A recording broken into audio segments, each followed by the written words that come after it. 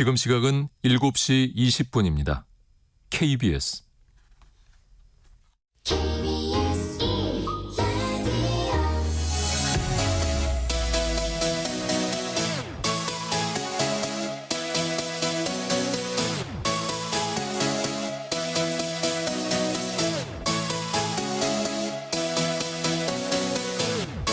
KBS 열린 토론.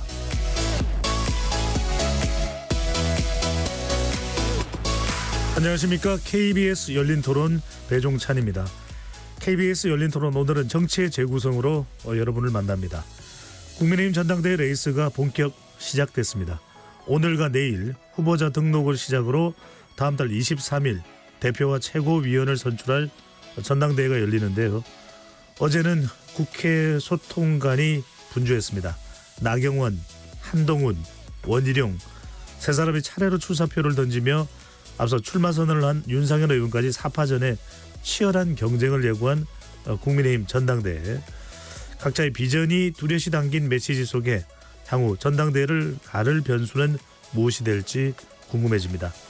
국회 원 구성도 국민의힘이 7개 상임위를 받으며 우여곡절 끝에 완료가 됐지만 추경호 원내대표가 사의 표명을 선언하며 복잡하게 돌아가고 있는 양상입니다.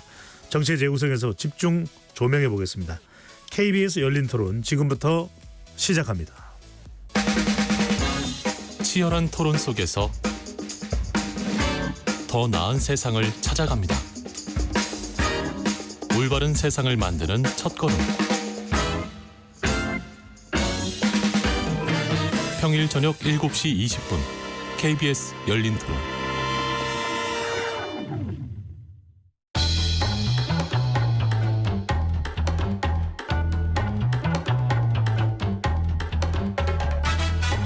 정치를 바라보는 색다른 시선. 정치의 재구성. 정치를 보는 색다른 시선, 정치의 재구성. 함께할 네 분의 논객 소개합니다. 정광재 전 국민의힘 대변인 나오셨습니다. 안녕하세요. 정광재입니다. 반갑습니다. 하흥기 더불어민주당 전 상근 부대변인 나오셨고요. 안녕하세요. 하은기입니다. 김보엽 조국혁신당 수석 대변인 자리해 주셨습니다. 네, 김보엽입니다. 전성균 개혁신당 최고위원 나오셨습니다. 네, 반갑습니다. KBS 열린 토론 문자로 참여하실 분은 샵 9730으로 의견 남겨주실 수 있습니다. 단문 50원, 장문은 100원의 정보 이용료가 붙습니다. KBS 1라디오의 모든 프로그램은 유튜브에서도 함께할 수 있으니까요. 많이 들어와 주시고 구독 꾹 눌러주시고 좋아요도 보내주시면 좋겠습니다. 자, 네 분께 오늘 이 이야기부터 여쭤보겠습니다. 국민의힘이 7개 상임위원장직을 소용하기로 결정을 했습니다. 그런데 추경호 원내대표가 책임을 지고 또 사퇴 의사를 밝혀서 향후 또 어떤 상황이 될지 복잡해지게 되는데요. 먼저 정광재 전 대변인께 아니 뭐 계속 대치 국면으로 갈 것으로처럼 보였는데 네. 전격 받아들인 이유가 뭘까요?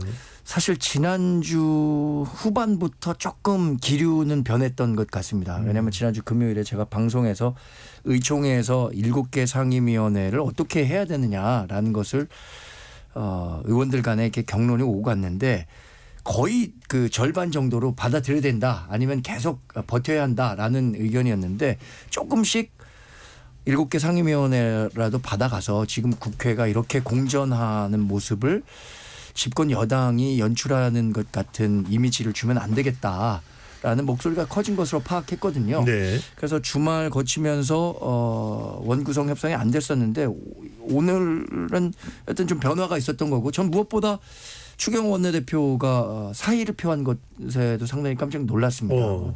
원구성 협상이 어렵다는 것은 모두가 알고 있는 사실이고 예. 추경호 원내대표의 책임이냐? 이렇게 책임이라고 묻기 어려운 상황임에도 불구하고 본인이 사의를 표했었는데 재신임을 받기 위한 결단이라고 봐야 될까요?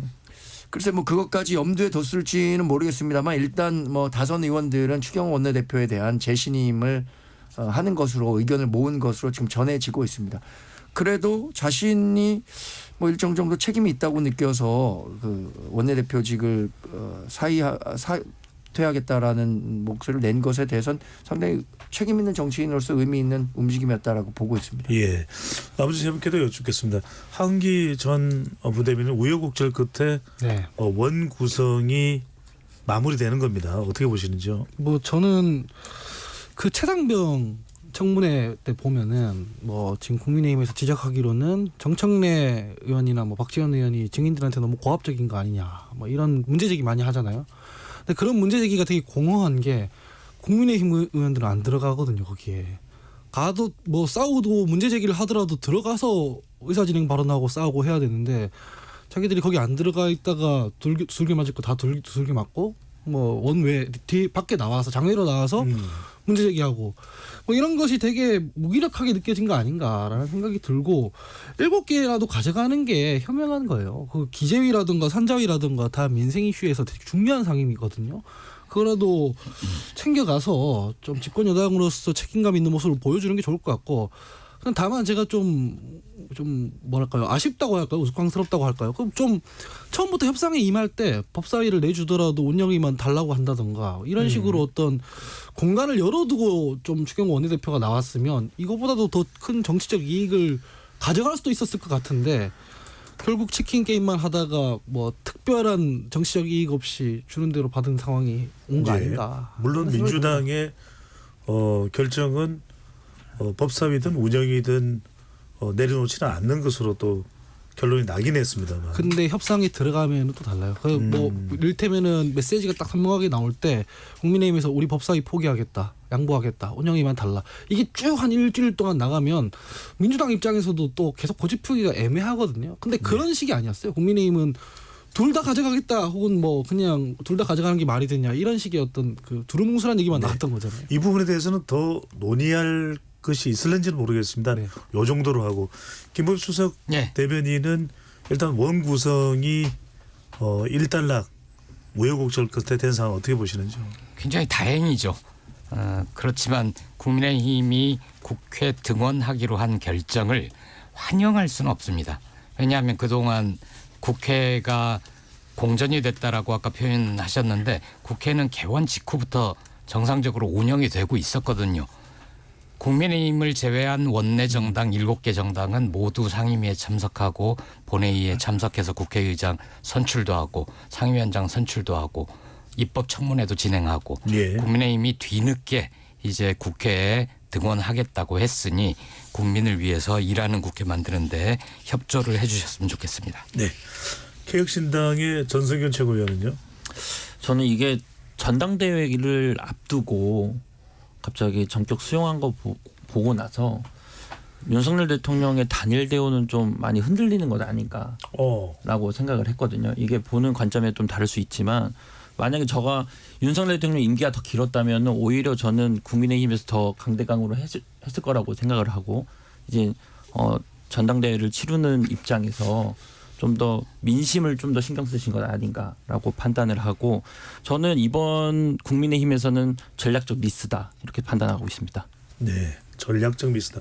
혹시 조금 네, 이렇게 세 분이 말씀하셨으니까 이게 22대 국회가 참 국회 운영이 어렵겠다라는 말씀을 제가 드릴 수밖에 없습니다. 야당입니다. 그러니까 야당 세 분과 제가 혼자 말씀을 드리는데 국민의힘이 여튼 여당으로서 언제까지 국회를 이렇게 버려둘 수는 없다라는 책임감을 느꼈다는 점을 말씀드릴 수밖에 없을 것 같아요.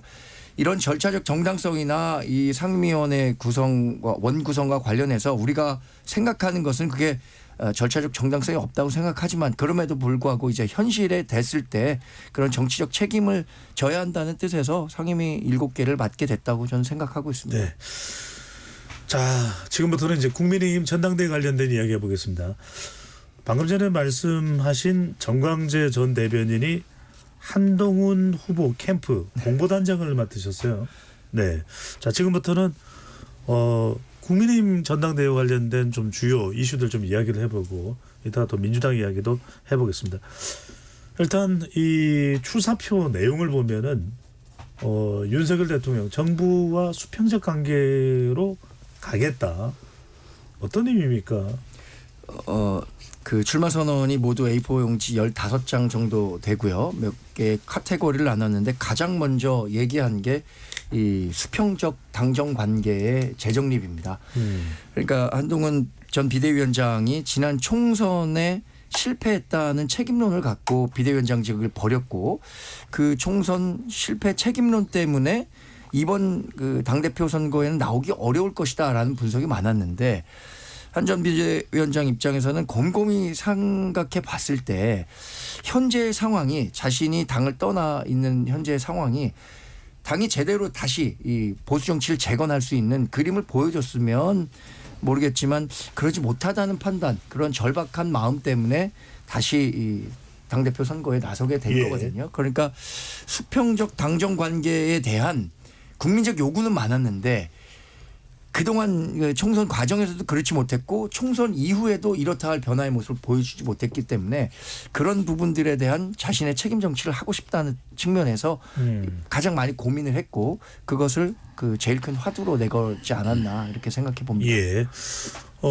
다른 3명의 후보 나경원, 원희룡 그리고 윤상현 의원의 경우에는 원팀이 돼야 된다. 대체로 이제 윤석열 대통령과 협력과 화합을 또 강조했습니다. 자, 야당 입장에서는 어떻게 보십니까? 한동훈 전 위원장이 내건 수평적 당정 관계 가능할지 여부도 이제 상당히 초점이 되고 있는데 초점의 상황이 되고 있는데 김보엽 수석 대변인님. 예. 저는 수평적 당정관계 재정립을 첫 번째로 내거는 것을 보고 혹시 지난 총선 패배가 수평적 당정관계를 정립하지 못했기 때문이라고 진단을 하나 이런 의문점을 가졌습니다. 예. 그리고 밖에서 보니 보수가 제대로 재건되지 않아서 다시 등판을 하셨다는 게 한 후보의 주장인데 그건 어떻게 보면 이 어려운 판에는 나밖에 없구나. 이런 생각을 하시는 거 아닌가 그런 생각도 들었고요. 수평적 당정관계 국민들한테 보여지는 것은 나중에 혹시나 한 후보가 대표가 되더라도 대통령과 만났을 때 폴더 인사 안 하고요. 대통령이 어깨를 두드리면 같이 어깨를 두드릴 정도는 돼야 수평적 관계가 돼야 될 수 있다. 그리고 민심을 있는 그대로의 민심을 잘 전달하고 정기적으로 대통령을 만나서 국정에 대한 조언, 당의 생각 이런 걸 말씀드릴 수 있는 만큼의 위치가 되어야 네. 수평적이라고 할 수 있다고 봅니다. 그런 조건이 충족돼야 수평적 당정관계로 볼 수 있다. 하은기 전 부대변인은 한 전 위원장이 내건 수평적 당정관계 가능성 어떻게 보시는지? 뭐 다른 야당들에 대해서까지 할 말은 아닌 것 같고 그건 너무 주제넘을 것 같고 더불어민주당은 한동훈 비대위원장 대표되면 좀 긴장해야 될 것 같다는 생각을 했어요. 그 뭐 당내 선거니까 메시지를 내는데 한계가 있을 텐데 근데 저 정도면은 할 수 있는 한까지 다 낸 거거든요. 이를테면은 뭐 최상병 특검법 관련해서 민주당안이 좋습니다. 그거 수용해야 됩니다. 할 수 없거든요. 근데 어쨌든 수용해야 된다는 게 이제 방점인 거고 뭐 지난 2년간 9번의 집권여당 리더가 바뀌었는데 그 배경이나 과정이 무리하다는 의문을 갖고 있는 국민들이 많다. 이거 누가 했냐면 대통령이 한 거거든요. 네. 잘못됐다고 얘기를 하고 있는 거예요. 근데 이런 얘기들을 다른 후보들 못 하잖아요. 뭐 당의 정부의 정책 방향 혹은 정무적인 결정에 대해서도 합리적인 비판을 해야 된다. 수정 제안을 할 수 있어야 된다. 지금까지 그럴 엄두조차 못 냈다. 이런 얘기를 하거든요. 실제로 안 했어요. 국민의힘은. 그리고 나머지 세 분이면 안 할 거예요. 나경원 원내대표, 전 원내대표라든가 뭐 윤상현 의원이라든가 이런 분들이면 원희룡 장관이면 이런 분들이면 안 할 텐데 한동훈 지금 전 비대위원장은 선거 나오는 입장에서도 이 정도까지 세게 얘기했다는 얘기는 실제 대표되면 더 세게 한다는 얘기로 저는 읽혔거든요. 네. 실제로 그렇게 될 수 있기 때문에 민주당은 좀 긴장의 시선으로 볼 필요는 있겠다 이런 생각이 들었습니다. 네. 개혁신당의 전성균 최고위원은요? 저는 보통 출마 선언문을 굉장히 꼼꼼히 읽는 편인데 출마 선언문을 되게 좋아해가지고 꼼꼼히 읽는 편인데 네. 특징들을 좀 제가 좀 발견을 했는데 첫 번째는 원희룡 전 장관님 같은 경우에는 너무 약간 친한 척 하시면서 윤 대통령님하고 협치는 하지만 무릎 꿇지 않겠다라는 말씀이 되게 그게 가능한가 싶었어요. 예, 협치는 하면서 무릎 꿇지 않겠다. 이게 지금 국민의힘 여당의 지금까지 스탠스였는데 실패하지 않았습니까? 네. 그래서 좀 그게 우려됐고 나경원 의원님 같은 경우에는 국민을 지키고 대한민국을 지키겠다.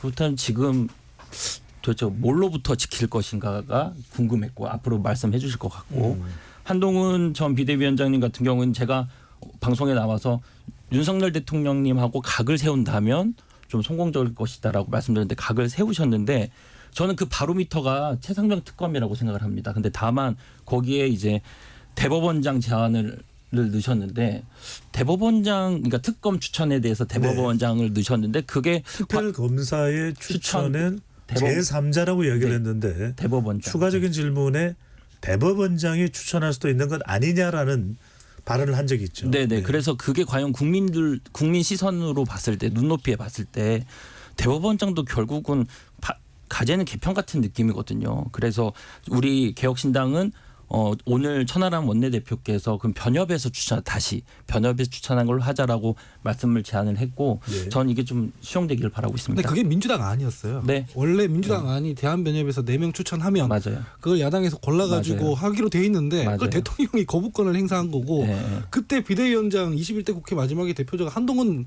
비대위원장이었잖아요. 그때 전향적으로 좀 생각하시지 그랬냐라는 의문은 있었습니다. 네. 네. 근데 그 특검을 야당만이 그 정광재 선출한다는 전 부분에 대변인입니다. 대해서 네. 얘기를 한 거고요. 아까 뭐 김보엽 대변인 같은 경우에는 인사의 각도 이런 걸 말씀하셨는데 저는 한동훈 비대위원장이 누구를 만나도 굉장히 폴더 인사하는 거 지난번에 김정숙 여사 봤을 때도 폴더 인사했는데 김 여사께서 좀 이렇게 외면하는 모습 보여줘서 논란이 되기도 했었지 않습니까? 네. 저는 이 인사의 각도가 중요한 것이 아니라 앞으로 민심과 당심 또 대통령실이 생각하는 마인드가 달랐을 때 이것을 민심으로 끌어당길 수 있는 역할을 하는 게 중요하다고 생각해요. 저는 그 원론적인 역할에 대해서 한동훈 전 비대위원장이 얘기를 한 거고 그 부분에 대해서는 저는 뭐 하실 수 있는 선에서는 뭐 그래도 좀 가장 적절한 메시지를 내지 않았나 생각하고 있습니다. 네. 또 당대표로 출마하는 나경원 의원의 발언을 가지고 좀 토론해보면 좋을 텐데요. 나경원 의원은 한동훈 전 위원장을 가리켜서 정치 경험이 없다. 미숙한 정치에 국민의힘을 맡길 수 없다. 또 대선 도전을 접고 나 의원은 당대표가 되면 임기를 완수하겠다. 대구 경북 대구죠. 방문을 하게 됐는데 한동훈 전 위원장에 대해서 정치 경험이 없다라는 부분 먼저 전석위원 최고위원은 어떻게 보시는지요? 지적에 대해서. 그게 어떻게 보면 한동훈 전 비대위원장의 유일한 그러니까 여당 입장에서 봤을 때 좀 가장 공격할 수 있는 부분이고 근데 좀 치사했습니다. 좀 구차했다고 생각하고 저는 다른 걸 뭐 정책적이나 메시지로 좀 공격했으면 어땠을까라고 생각하고 왜 그러면 그런 분을 왜 비대위원장으로 했을 때 아무 말씀도 안 하셨습니까? 그러니까 그렇게 지적하고 싶고 저는 결론은 자꾸 이제 공격만 하니까 조금 국민의힘 여당을 좀 우호는 아니지만 말씀을 드리면 그래도 그나마 전당대회 같은 전당대회 하고 계신다라고 평가하고 싶습니다. 그 이유가 어차피 민주당은 뭐 어대명하고 또 조국혁신당은 제가 저번 주 나서 어대조 전 언론이 어대국할까봐 좀 조마조마했는데 네. 다행히 어대조 쓰셔가지고 너무 감사드리고 네. 네, 어대명과 어대조 사이에서 지금 나름 그래도 여러 개파가 하고 계시기 때문에 나름 네. 정당대회 같은 전당대회 하고 계신다 이렇게 평가하고 있습니다. 어대조로 또 명명을 하셨군요. 네. 자, 이 부분에서 한기전 부대변인은 좀 내용을 우리 주제로 돌아가서요. 나경원 의원이 지적한 한동훈 전 위원장의 미숙한 정치 경험 이 부분은 어떻게 보시는지? 아니 근데 저도 그 전 최고위원님이랑 거의 비슷한 의견인데 본인 원내대표 했을 때 있지 않습니까? 자유한국당 때 막 기소됐어요. 국회법 위반해가지고 의안과 점거하고 폭력 국회 만들고 빠루 들고 다니고. 아니 제가 말씀드린 건 이런 거예요. 4선 5선 했던 분들이 잘했어 봐요. 그러면 정치 경험 없는 윤석열 대통령이 되겠습니까? 정치 경험 없는 한동훈 비대위원장의 이 지지율이 오르겠습니까? 그러니까 이런 걸로 치사하게 공격하는 게 아니라 합리적인 대안, 논리 이런 걸로 이제 얘기를 해야지. 경력 이런 얘기 하잖아요. 그러면 4선, 5선인 중진들이 제 얼굴에 침 뱉기밖에 하는 것밖에 안 된다. 이런 느낌을 가졌습니다. 조국혁신당의 김보엽 수석 예. 대변인 혹시 정치 경험하니까 약간 조국 대표하고도 좀 연결될 수가 있나요? 정치 경험을 어디서부터 봐야 할지 모르겠으나 네. 조국 대표는 예전에 민주당 혁신위에 참여해서 정치개혁, 정당개혁에 대해서 안을 해서 제출한 적도 있었고요. 그리고 문재인 정부 때는 민정수석으로 활동하지 않았습니까? 그것도 광의의 물론 행정으로 볼 수 있지만 그것도 광의의 정치 행위로 볼 수 있죠. 네. 그렇게 정치 보면 초보는 아니죠. 상당히 정치 경험이 있다 이렇게 또 해석할 수도 있겠네요. 예. 정광재 전 대변인이 조금 캠프에 계시니까 얘기를 네. 해주죠. 이런 계속 이제 다른 후보들의 공세가 주로 들어옵니다. 임기를 완수할 거냐 또는 이제 대통령하고 이렇게 틀어져서 어떻게 하겠느냐. 네. 정치 경험이 일천하지 않느냐. 그 선거에서는 각각이 판단하는 경쟁 후보에 비해서 내가 무엇을 잘할 수 있다라고 뭐 얘기하는 것은 뭐 당연한 이치라고 생각합니다. 그렇게 생각한다면 나경원 의원은 자신이 5선의 정치 경력, 정치 베테랑이라는 점을 강조하고 싶을 거고요. 그러나 반대로 한동훈 전 비대위원장은 지금 두 분 좋은 말씀하셨는데 그럼에도 불구하고 5선 동안 이루지 못한 정치 혁신을 바깥에서 온 사람은 할 수 있다라는 메시지를 주고 있는 거죠. 특히 한동훈 전 비대위원장이 이런 얘기를 한 적이 있었잖아요. 정치라는 게 결국 공공선을 추구한다는 입장에서 본다면 자신도 20년 넘게 정치를 한 거다.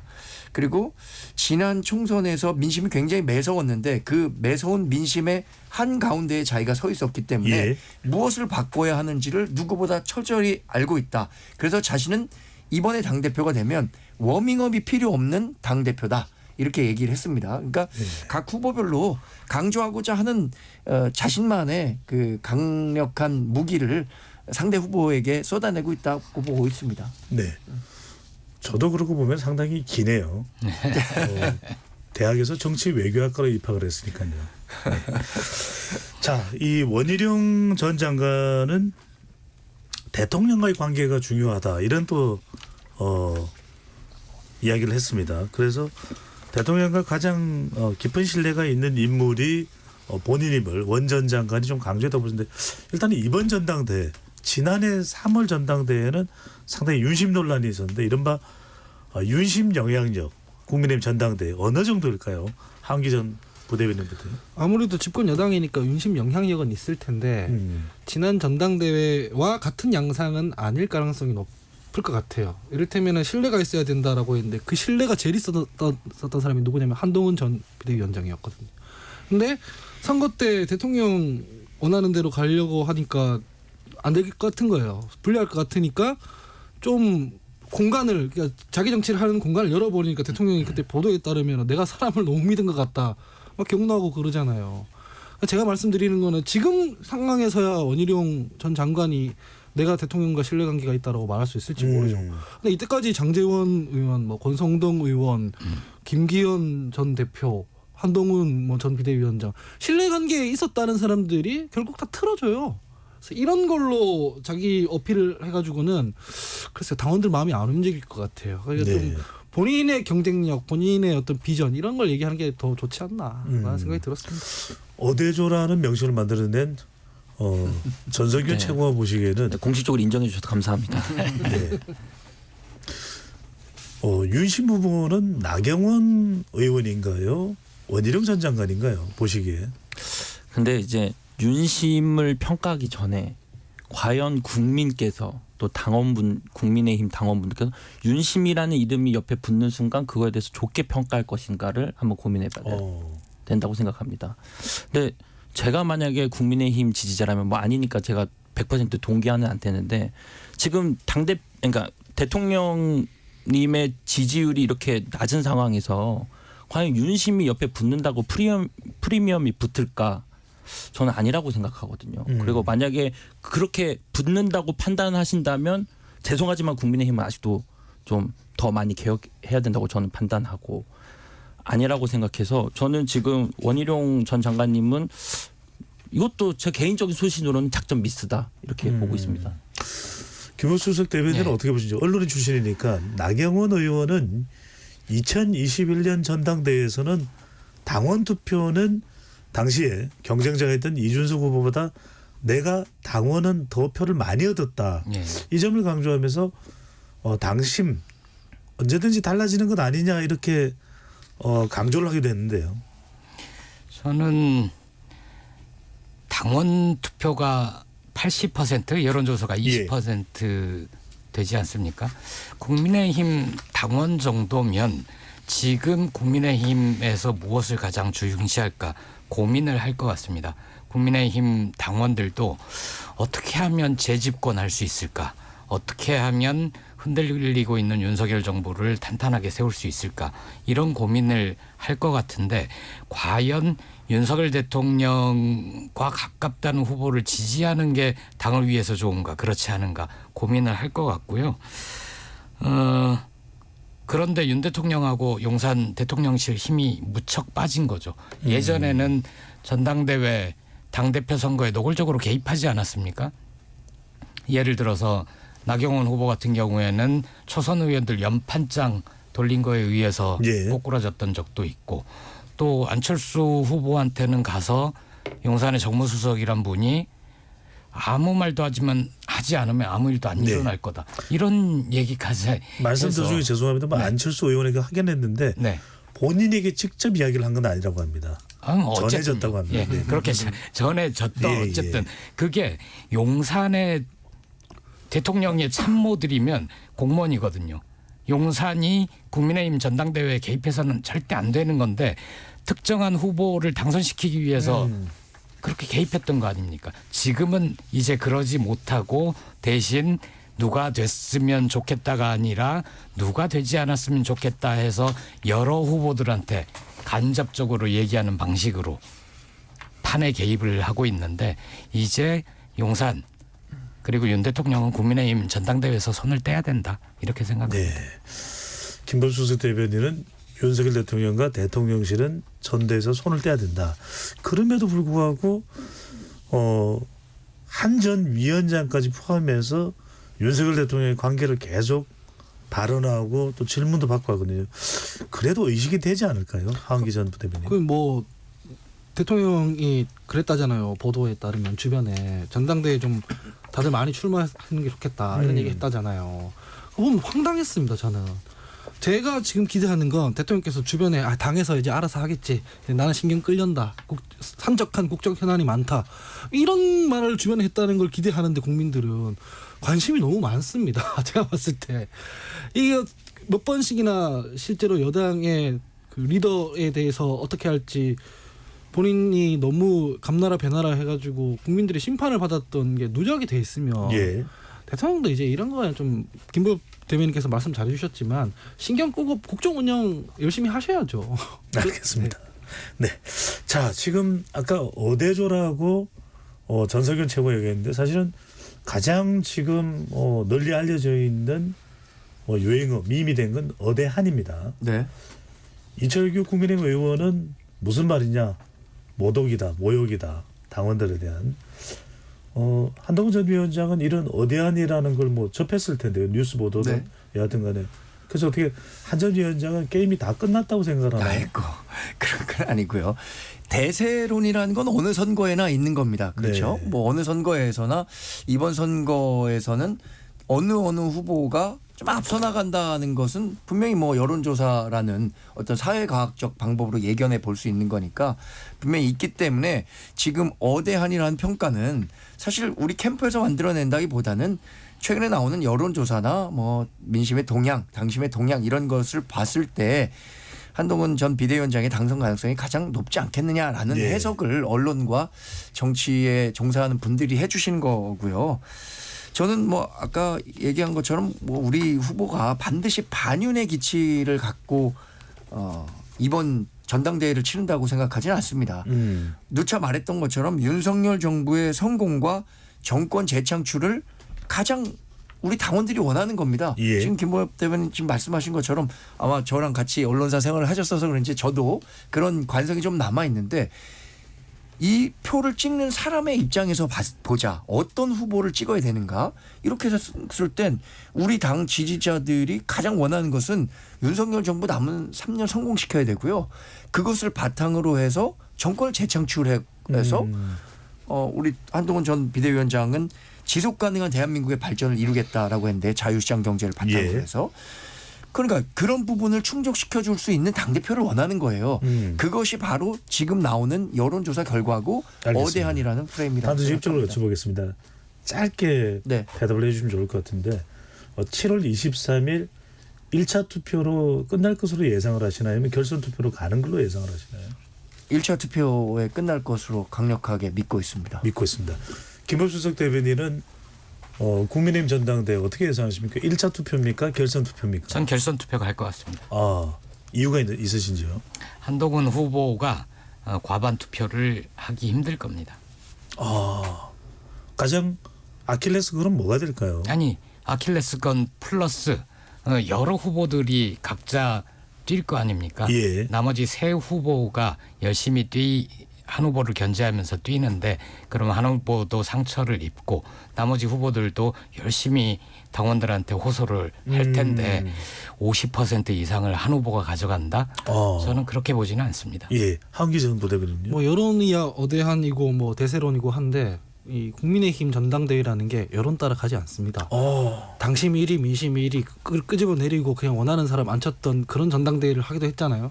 그렇기 때문에 캠페인하는 과정을 좀 봐야 될 것 같고 대통령이 전당대회를 어떻게 지켜보고 있고 어떤 변덕을 부릴지까지도 다 봐야 된다. 그래서 지금 이 상태에서는 아직 후보 등록도 안 한 걸로 알고 있거든요. 그래서 확답하기 어렵다. 봐야 된다. 이렇게 봅니다. 후보 등록도 안 하고 있다. 네. 상당히 또 의미심장하게 들리는데 전성균 최고는요? 그러니까 뭐 분위기상으로는 어대한이라고 보지만은 사실 나경원 의원님 굉장히 세시거든요.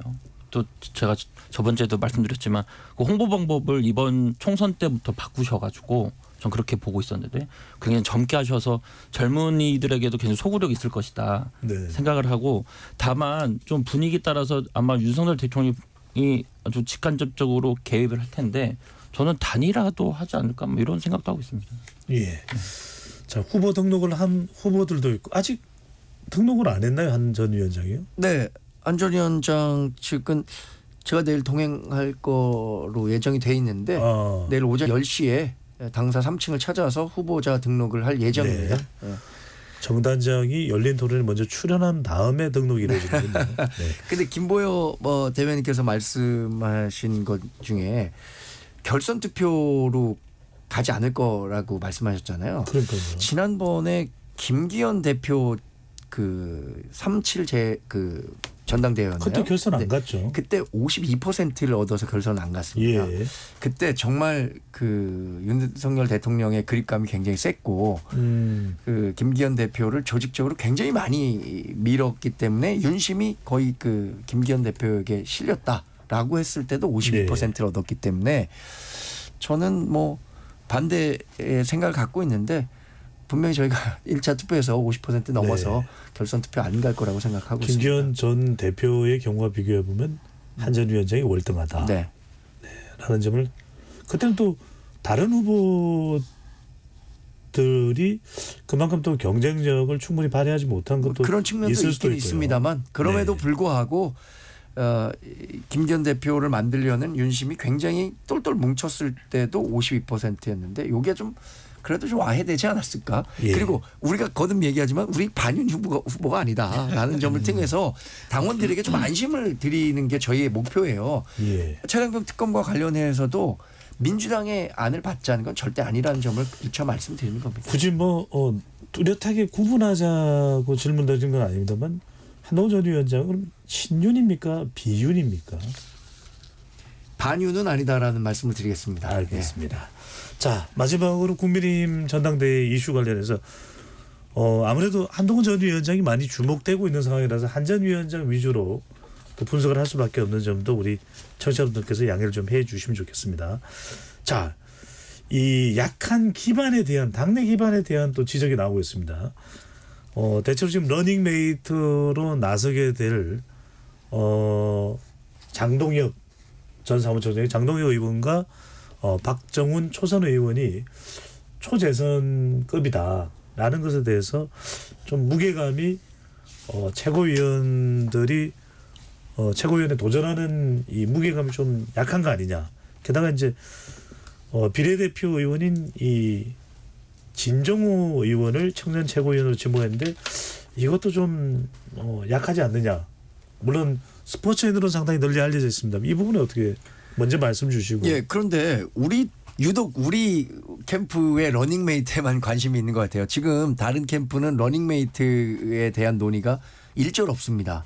그렇죠? 다른 캠프에서 누가 뜻을 같이 해서 뛰겠다라는 메시지를 낸 분이 없어요. 이뇨한 위원도 지난번에 혁신위원장을 맡고 이번에 비례대표로 등록이 됐지만 원전장관과 같이 러닝메이트로 뛰는 것에 대해서는 아직까지 이렇다 할 입장을 내지 않고 있습니다.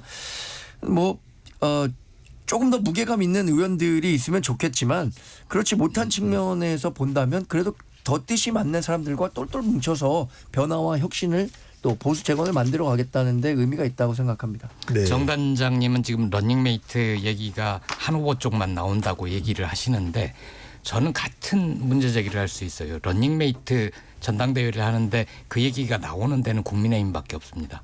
민주당이나 조국혁신당이나 개혁신당이나 모두 그냥 최고위원들이 열심히 뛰어서 득표를 할 뿐이지. 그래서 왜 그럴까? 국민의힘에서만 나올까? 했더니 예전에 이준석 대표 체제를 무너뜨릴 때 최고위원들이 사퇴를 해버리고 뭐 이러면서 대표 체제를 유지하려면 같은 편이 최고위원이 있어야 되는구나. 그렇기 때문에 국민의힘에서 희한하게 러닝메이트 얘기가 나오는 거죠. 네, 한기전 부대변인은 계속해서 러닝메이트를 떠나서 방금 전에 말씀드렸던 청년 최고위원으로 지목된 한전위원장 캠프에서 진정호 비례대표 의원은 전 사기업 국가대표 출신입니다. 이렇게 상당히 이제 인지도는 높다든 이제 정치 경험인데 약한 당내의 기반은 계속 지적이 되고 있거든요. 제가 어쩌다 보니까 일부에서 지금 한동훈 위원장 편을 좀 많이 들고 있는데 네. 2부가 있으니까 그냥 제 생각을 그대로 얘기를 하겠습니다. 마찬가지인데 이것도 직전에 청년 최고위원 누구였냐면 장해찬 최고위원이었거든요. 당내 기반이 뭐 있는지 없는지 모르겠으나 대표적인 친윤이었잖아요. 제가 봤을 때 그분도 정치 제대로 안 했어요. 근데 그거에 비하면 글쎄요, 이 진정호 의원이 어떤 분이신지 모르겠으나 단순히 정치 시작한 지 얼마 안 됐다, 기반이 없다, 이거 가지고 비판하는 것도 좀 치사해 보인다는 생각이 듭니다. 자, 현직 최고위원이죠. 네. 전성균 최고위원은 지금 러닝메이트 최고위원 또 약한 한동훈 전 위원장의 당내 기반 어떻게 보시는지요? 그러니까 좀 다시 말씀드리면은 결국은 한동훈 비대위원장님이 그 약한 지지반을 뚫고 나가려면 윤석열 대통령님하고 각을 세워야 되는데 방금 오늘 말씀하시는 거 들어보니까 조금 그 제가 출마 선언문에서 읽었던 강도와는 많이 좀 무뎌지신 것 같아요. 어떤 면에서요? 아니 반윤 아니다라고 말씀하시고 또 우린 민주당 안 아니고 최상병 특검 관련해서 우리 안을 관철시키겠다라고 말씀하셨는데 사실 저는 만약에 제대로 각 세우실 거면은 당장이라도 최상병 특검 받겠다라고 말씀하셔야 되는 거예요. 근데 그렇지 않고 된다면 이런 안으로 하겠다. 그러면은 이 안 가지고 대통령님과 싸우고 다시 민주당과 싸우고 다시 야당과 싸우고 계속 싸움만 하실 겁니까? 저는 지금 최상병 우리 해병이 지금 숨지신 지도 이제 1년이 다 돼가는데 이러면 안 된다고 판단하고 저는 좀 더 각 세우시라 이렇게 조언 드리고 싶습니다. 네. 추가적으로 짧게 말씀하셨는데 해석의 영역입니다. 어제와 오늘 우리 워딩 한전 위원장이 해놓은 말씀과 오늘 한 말씀과는 전혀 차이가 없는데 그렇게 느끼셨다면 저는 한동훈 비대위원장님의 말씀이 아니고 오늘 나와서 하신 말씀 왜냐면 캠프시니까 그 출마 선언문하고 오늘 말씀하신 게 좀 차이가 있다 이렇게 느껴지고 있습니다. 사실상 반윤이에요. 제가 봤을 때. 그 이상 하면 민주당 와야 돼요. 네. 자, 알겠습니다. 2부에서는 좀 더 개별적인 사안을 가지고서 더 자세하게 이야기 나눠보고 민주당 사안에 대해서도 내용도 조국혁신당 내용도 관련해서 이야기 나눠보겠습니다. 방송을 듣고 계신 여러분이 시민 농객입니다.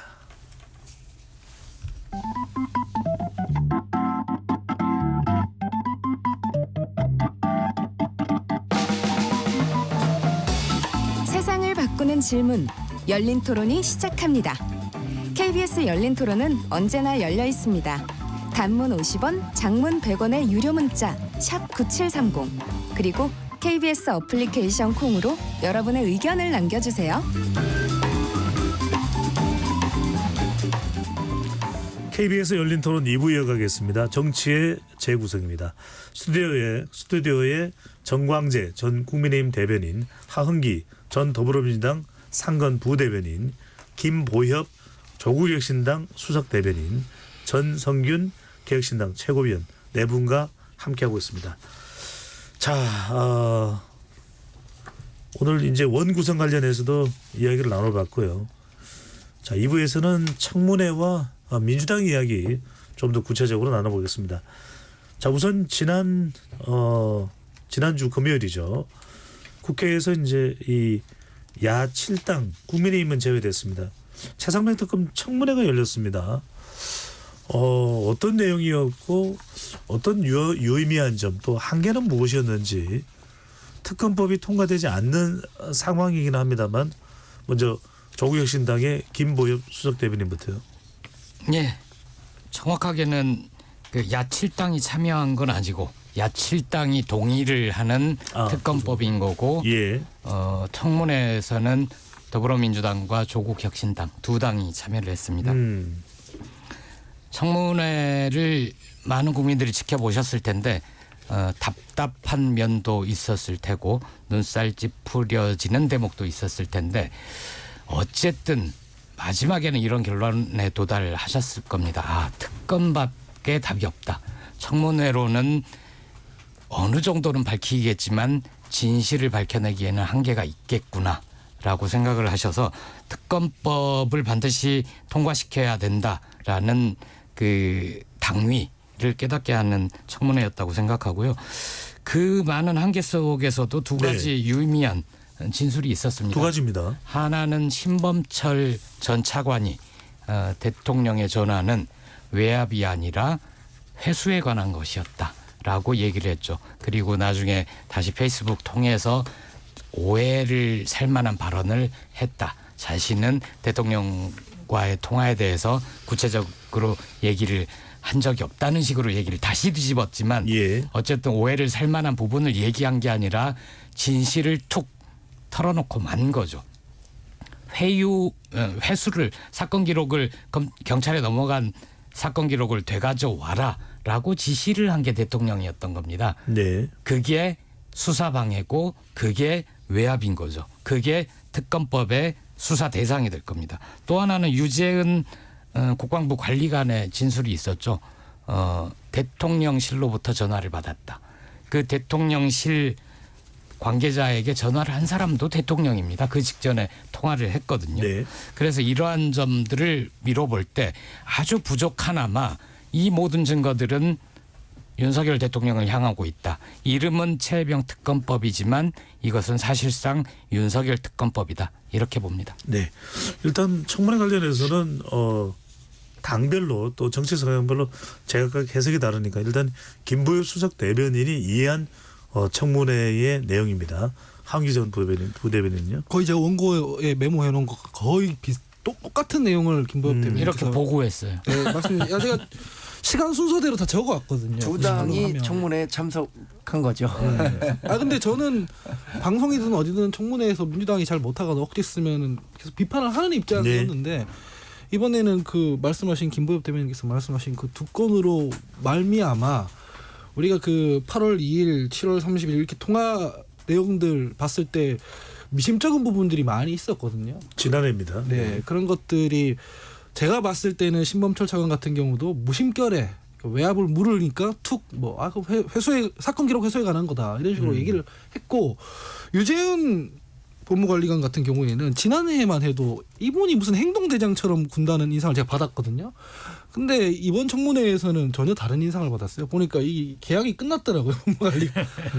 본인도 이제 본인을 지키기로 한 것 같아요. 그래서 대통령실에서 뭐 통화했고 뭐 경북경찰청에서 전화 올 거다라고 그런 얘기 들었다. 이런 증언부터 해서 이런 것들을 구체적으로 모아서 특검을 해보면 좀 진실에 더 가까워지는 그런 것들이 모아지지 않을까라는 생각이 들었습니다. 정광재 전 대변인은 일단 청문회에 국민의힘이 참석하지는 않았기 때문에 네. 아까도 말씀드렸습니다만 야당에서 이해한 바대로 이제 두 분이 말씀을 해주신 건데 네. 그럼에도 불구하고 국민의힘은 정청래 법사위원장을 국회 윤리위원회에 제소한다고 하는데 이유는 뭡니까? 여러 가지 그 운영 과정에서 뭐 법제사법위원회 뭐 또 정치를 희화한다거나 이런 면이 부각된 측면이 있기 때문에 또 하나는 저는 이제 이 청문회가 물론 두 분이 성과를 말씀해 주셨습니다. 이 성과는 사실 공수처나 경찰에서 수사를 통해서도 충분히 밝혀낼 수 있는 수준의 발언이었다고 생각합니다. 특히 지금 공수처는 수사에 굉장히 고삐를 죄고 있고요. 여러 가지 뭐 결과들이 나오고 있는데 이게 청문회에서 나오는 내용들이나 아니면 야당 의원들이 주장하는 일방적 주장이 공수처의 수사 가이드라인이 돼서는 안 되겠다라는 생각을 했습니다. 네. 좀 짧게만 말씀드릴게요. 근데 왜냐하면 저희가 참석하지 않았었기 때문에. 반론을 드리자면 그래서 참석하라는 거고 의사진행 발언을 통해서 그런 부분들에 대해서 문제 제기를 하라는 거고 뭐 이게 주는 아니지만 방금 말씀하신 게 대변인께서 잘못 알고 계시는 게 있는데 공수처에서 수사 고삐를 지었기 때문에 이런 게 나온 게 아니에요. 지금 문제 제기되는 대부분의 것은 박정훈 대령 그 재판에서 다 나오는 얘기거든요. 공수처에서 뭔가 나오는 게 없고 공수처에서는 오히려 통화 기록 확보했냐 그러면은 확보했다는 확답조차 안 주고 있는 거거든요. 특검을 하자는 이유도 그런 거기 때문에 이 공수처의 수사를 계속 기다려 보라라고 할 일이 아니다. 이렇게 반론을 짧게 드립니다. 예. 전체국께서 하신 말씀. 저도 짧게만 말씀드리면은 네. 결국은 국민께서 선서 거부라는 이 짧은 한 단어에 많은 걸 생각하셨을 거고 결국 특검으로 가야 된다고 다들 이제 인지를 하셨을 거라고 생각하고 청문회 정인으로 나서야 되는 인사들이 선서는 거부를 했죠. 법적이나 또는 수사상의 이유로요. 네. 네네. 그래서 뭐 부하 죽음에 대해서 책임지는 것이 대통령도 아니고 국방부 장관도 아니고 해병대 뭐 사령관도 아니고 중령 대대장 정도까지만 하셨거든요. 그러니까 그런 것들을 국민께서 다 보셨고 이제 그래서 특검에 대한 당위성은 확보가 더 됐다라고 판단하고 다만 아까 민주당에서 좀 뭐 한 발 들고 두 손 들고 있어라 뭐 10초만 대답해라 뭐 10분간 퇴정이나 이런 것들은 사실 망신주기 정도밖에 저는 안 보였기 때문에 그 부분에 대해서는 좀 지적할 만합니다. 네. 자, 이 청문회에서도 가장 이슈가 되는 것은 역시 뭐 이 청문회 자체가 최상병 청문회니까요. 최상병 순직과 관련된 국회에서의 청문회인데 자, 한동훈 전 위원장 관련해서 또 이야기를 안 할 수가 없는 네. 것이 최상병 특검법을 주도적으로 발의하겠다고 그랬습니다. 네.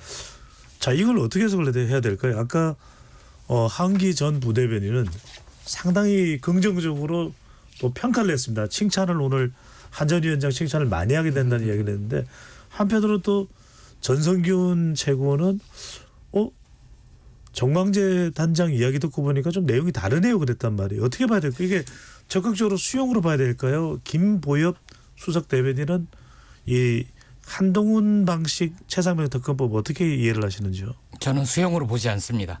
왜냐하면 한동훈 후보께서 최상병 문제 진실을 밝히는 게 중요하다. 국민들이 의구심을 갖고 있으므로 만천하에 드러나게 해야 된다라는 생각을 가지고 대표가 되면이라는 전제.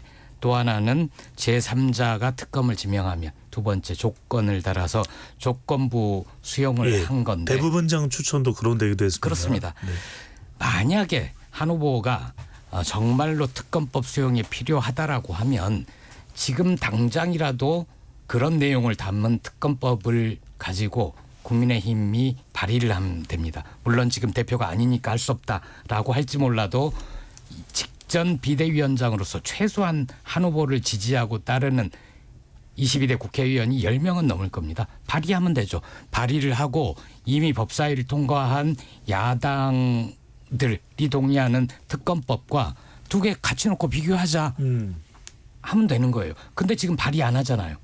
나중에 대표가 되면 발의하겠다는 겁니다. 그거는 믿을 수 없다. 왜냐하면 한동훈 후보는 총선 때도 목련이 질 때쯤 김포는 서울이 됩니다. 얘기했었어요. 네. 근데 목련 졌는데 서울 안 됐잖아요. 거기에 대해서 단 한 번도 왜 그런지에 대해서 구체적인 설명이나 해명이나 반성이나 저는 이걸 들어본 적이 없습니다. 예. 믿을 수 없습니다. 그래서 이제 국민의힘에서 주도적으로 하기 힘들다면 전성균 최고입니다. 네, 접니다. 개혁신당에서 지금 제안을 했으니까 우리 개혁신당은 받아주시면 좋겠습니다. 네. 잠깐만요. 하은기 전 부대변인 의견까지 듣고 네. 정광재 단장이 말씀을 하시죠. 일부에서 뭐 한동훈 위원장 긍정평가를 한 게 맞고 일단은 국민의힘은 지금 뭐 최상병 특검법에 대해서 기본적으로는 안 하겠다고 하니까 근데 대표가 되면은 본인이 하겠다고 하니까 그 자체로서는 환영할 일이라고 생각을 하는데 디테일하게 좀 들어가 보면 시간이 없습니다.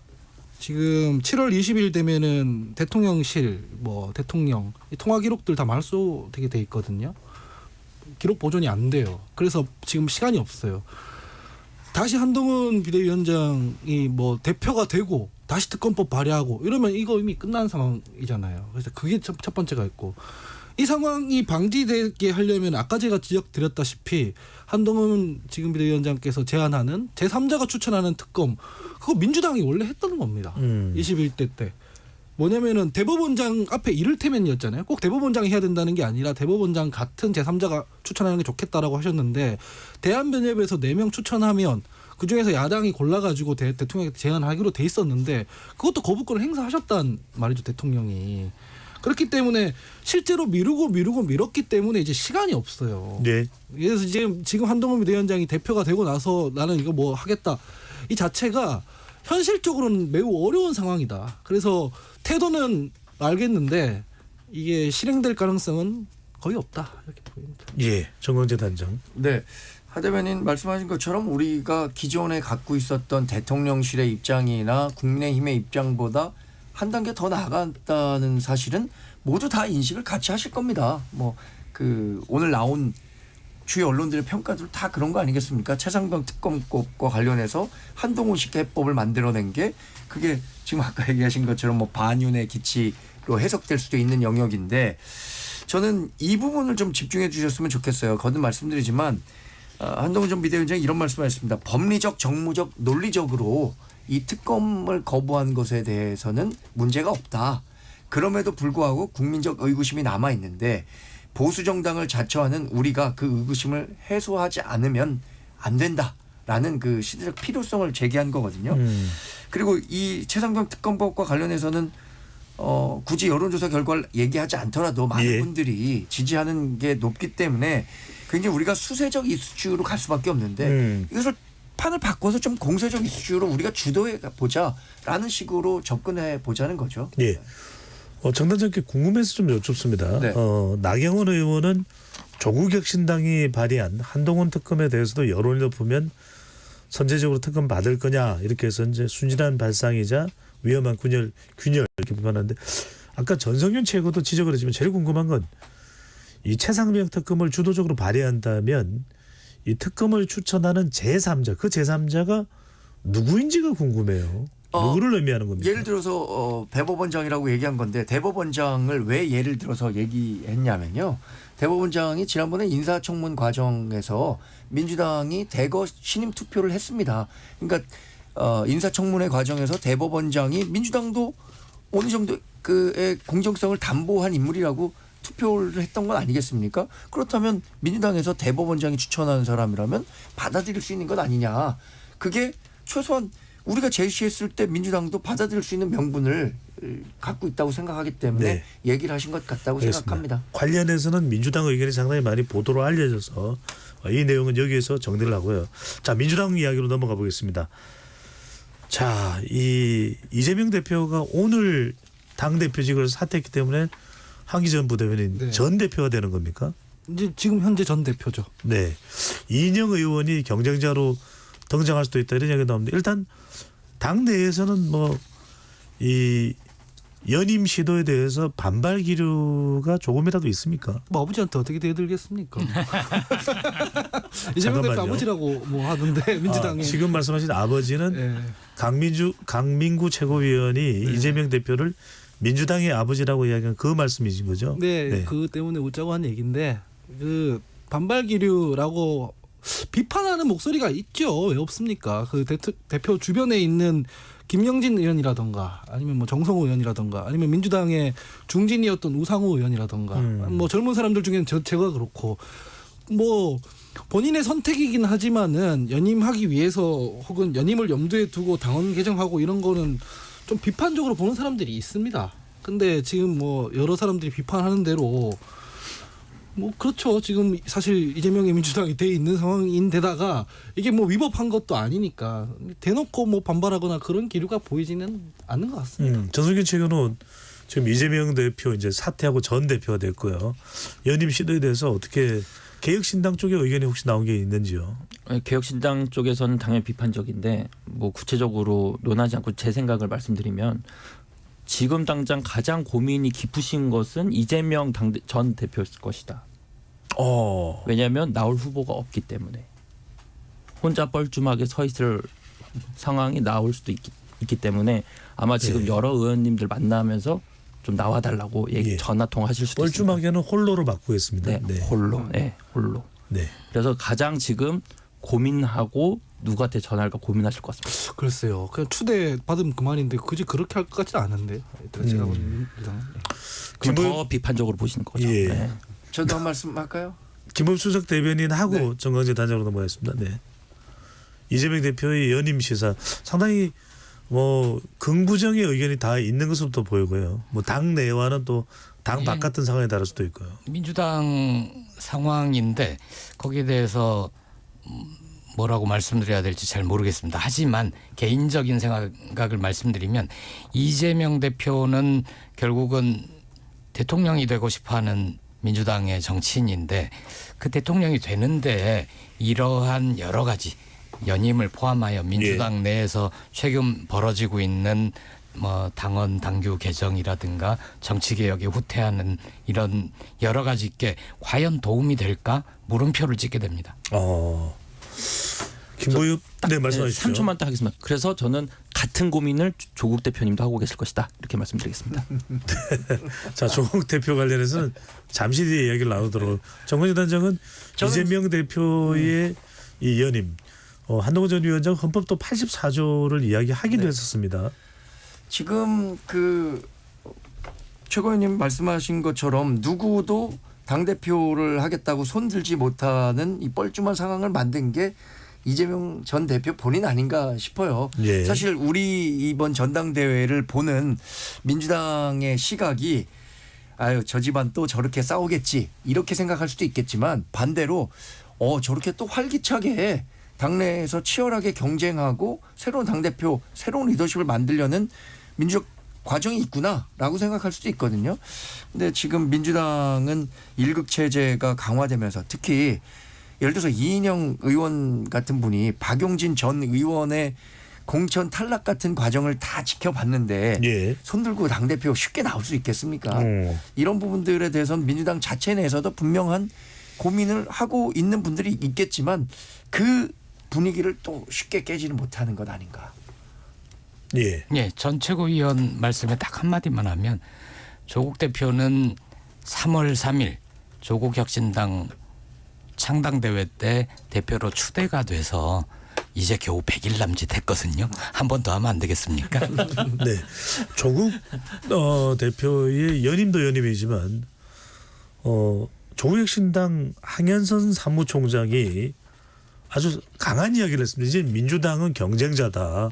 그리고 박은정 의원을 상임위원회의 1소위가 아니라 2소위로 배치하는 걸 보면서 민주당에 이제는 도무지 말로는 안 되겠다. 행동으로 자강하는 모습을 보이겠다. 좀 민주당과 이제 삐그덕대는 겁니까? 이제 본격적인 경쟁이 점화된 겁니까? 아니요. 예전에 총선 끝나고 그 즈음에 여러 정치평론가들이 한 얘기를 보면 총선도 이제 끝났으니까 조국 혁신당은 민주당과 합치지 않겠느냐 이런 얘기 많지 않았습니까? 그때 아니다. 우리는 독자 정당이고 자강할 거다라고 자강이란 표현은 여러 차례 써왔습니다.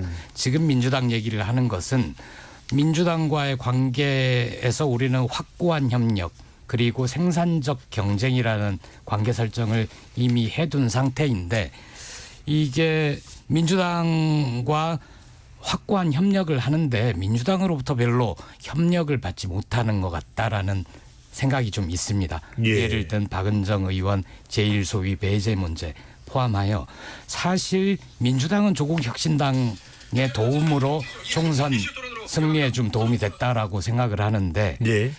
조국 혁신당이 민주당의 도움을 받은 건 없지 않습니까? 그러면 국회 운영이라든지 예를 들어서 교섭단체 조건 완화라든지 총선 때 약속해놓고 지금 아무것도 안 지키잖아요. 예. 그런 거에 대해서 강한 비판을 시작한 거고 결국 집권을 목표로 하는 두 정당은 언젠가는 경쟁할 수밖에 없죠. 예.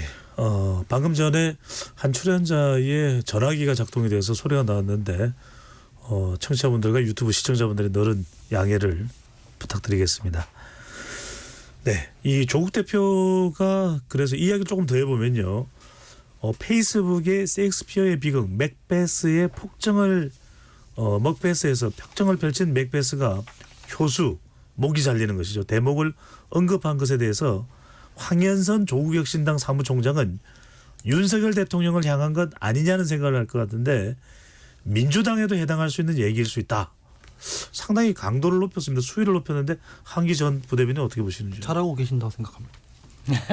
더불어민주당 약속 뭐 안 지킨다고 한 약속 진짜 안 지키는 정당이거든요. 뭐 제가 21대 국회 때도 여러 번 얘기했지만은 그 체포 동의안 국면에서도 뱉었던 말과 행동이 달랐고 총선 국면에서도 위성정당 정치개혁 관련해서 뭐 약속 이행 안 했고 근데 그런 면들에 대해서 항상 핑계가 되는 게 저쪽에 국민의힘 있지 않느냐. 네. 국민의힘보다 우리가 낫지 않느냐. 국민의힘 있으니까 어쩔 수 없다.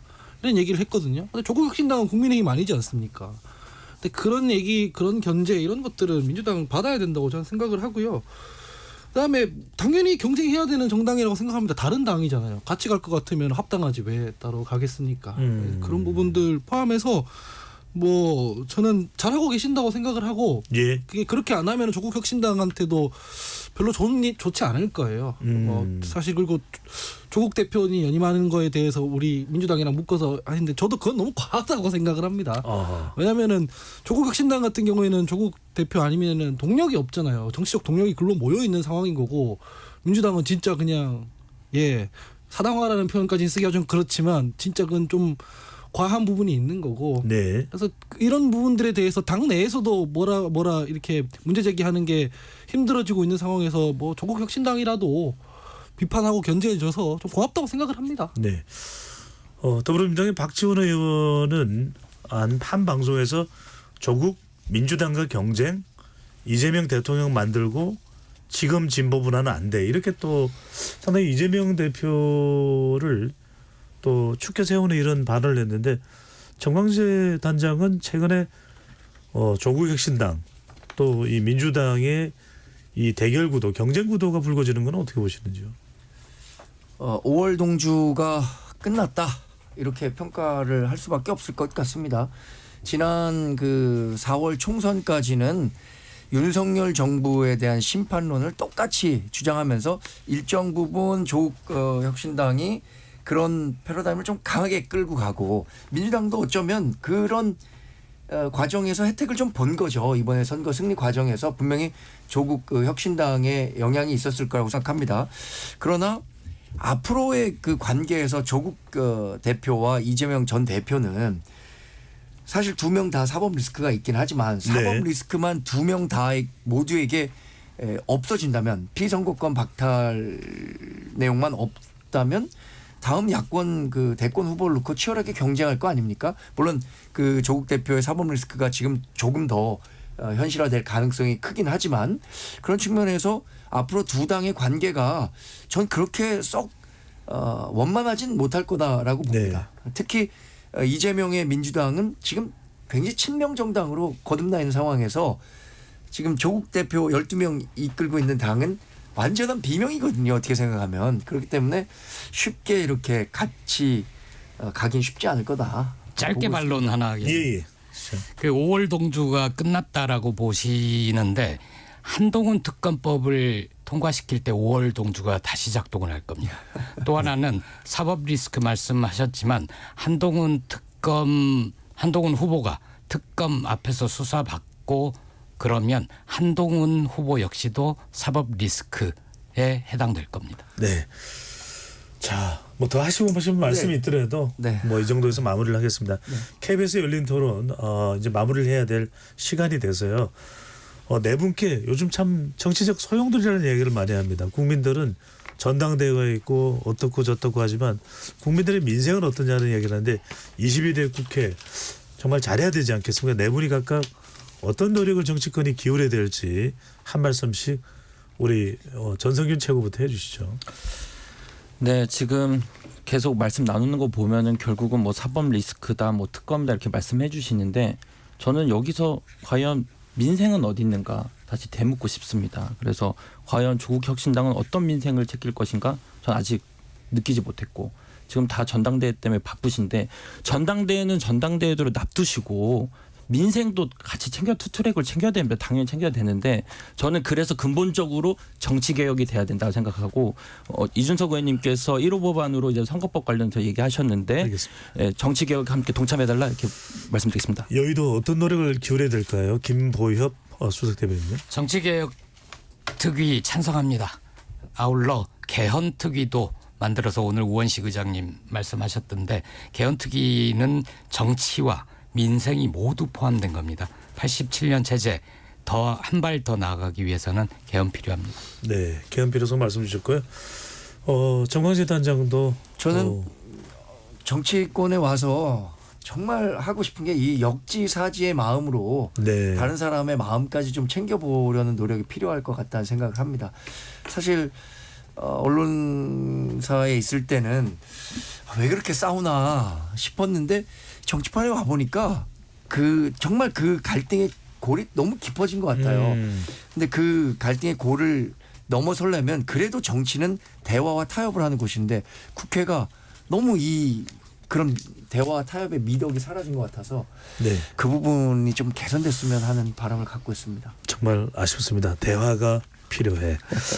자, 이제 끝으로 발언해 주실 분이 하은기 더불어민주당 전 상근 부대변인인데 우리가 편성관계로 일단 잠시 하차를 하시게 됐습니다. 물론 우리가 헤어짐이 아니고 또 네. 만남을 위한 또 다른 약속인데 앞으로 어떤 계획 가지고 계신지 한 말씀 해주시죠. 특별히 계획은 없고 하던 대로 그냥 방송 불러주시면은 열심히 네. 하고 그럴 생각입니다. 뭐 열린 토론 한 2년 가까이 제가 방송한 것 같은데 예. 나올 때마다 멤버들 항상 합리적인 분들 나와서 아까 전에 뭐 정치권이 너무 싸움만 한다 뭐 이런 와중에도 즐겁게 대화하고 갔던 그런 방송인데 잠깐 이제 그만하게 돼서 좀 아쉽고요.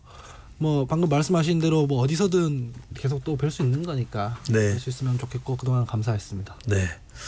국회의원도 또는 뭐 다른 정치직도 도전하시고 네. 결혼도 하시고 또 좋은 일도 많으시기를 바라겠고요.